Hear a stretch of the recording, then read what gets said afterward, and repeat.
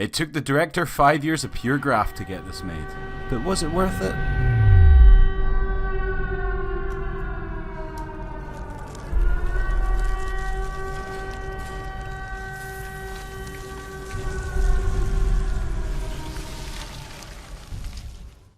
You know, it's really sad that it's become a cliche that video game movies are destined to suck. They're almost destined to fail, because a video game encompasses an entire world that a player can enjoy at their leisure how and when they please. Trying to fit everything into a 90-minute to 2-hour runtime just isn't going to be possible. You have to make cuts somewhere. Because most video games have you performing repetitive actions such as defeating enemies, it also means a lot of these films are overstuffed with a bevy of action scenes, rather than focusing on being a love letter to the respective franchises. Look at Mortal Kombat. There's over 50 characters and every one of them has their own story. How do you choose which ones to follow and which to cut without pissing people off? Hell, Mortal Kombat doesn't even need a movie. It has a story mode, which is pretty much like playing through a 4-hour Mortal Kombat film. Only difference is, it's not bound to the same laws as a movie since you actively participate in the events going on. You're alive. Too bad you will die. Doom. I love Doom, but let's be honest, the story is just there to get you from map to map while you're kicking demon ass, all with a character who's mute. No wonder the movie was boring, with a bunch of hollow, lifeless action scenes. It only doesn't feel like that in a game because you're the one controlling it and trying to survive. Also, the fact they believed they could take something as massive as Warcraft and condense it into a 2-hour film still baffles me. That had to be at most an extended miniseries.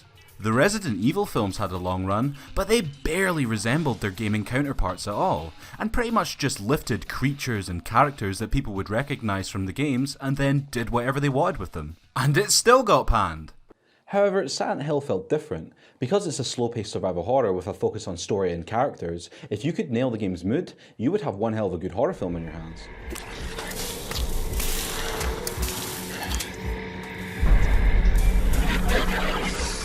It has so many things going for it. Each game actually doesn't feature too many characters, and you could choose any of the first 3 games to do a story with and it would probably run okay. All you're really cutting down on is the puzzle and exploration elements a player would do in game, and you could easily work around that in a film.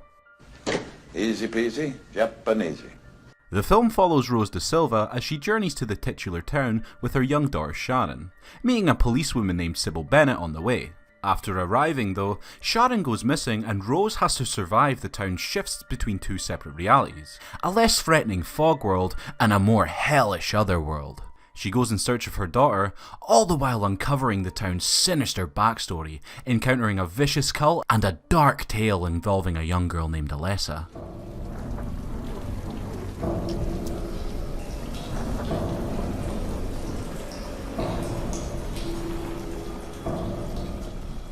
One thing this film absolutely nailed is its look and atmosphere. They're worth the price of admission alone. It is dripping with that Silent Hill grime. That lonely, hopeless feeling when they're traversing the fog world is perfect. You can taste that stale air through the screen. Then when it comes to the cult and backstory stuff, it still feels like Silent Hill, and they never sway away from that strange air of apprehension in every scene. It also helps they got Akira Yamaoka, who did the music for the games, back to compose the soundtrack. He has such a distinct sound that just can't be replicated.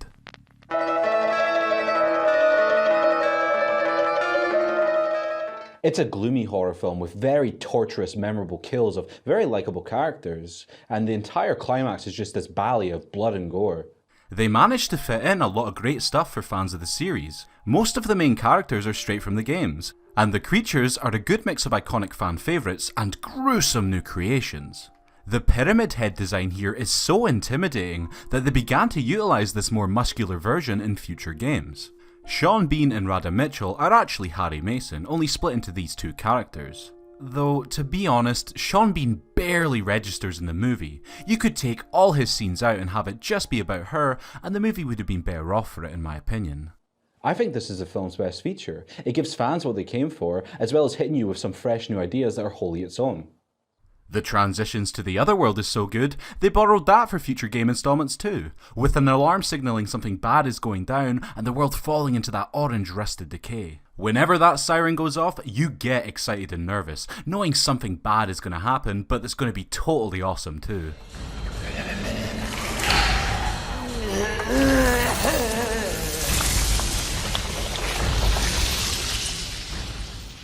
I do, however, think the film is too long. It's over 2 hours, which is a long time to be sat in such bleakness, especially with so much unneeded material.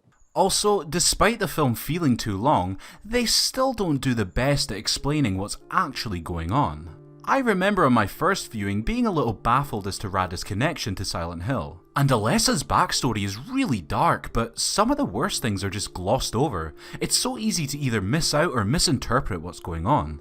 I understand Silent Hill has made a name on being mysterious and vague with abstract qualities, but here the movie does such a good job building the world that it comes off as poor execution rather than anything that was intended. It's still morbidly beautiful and you get drawn into the experience, it's just a shame you might leave that experience confused. There's some extremely horrifying sequences, and the film fully embraces all the aspects that made the video game so beloved.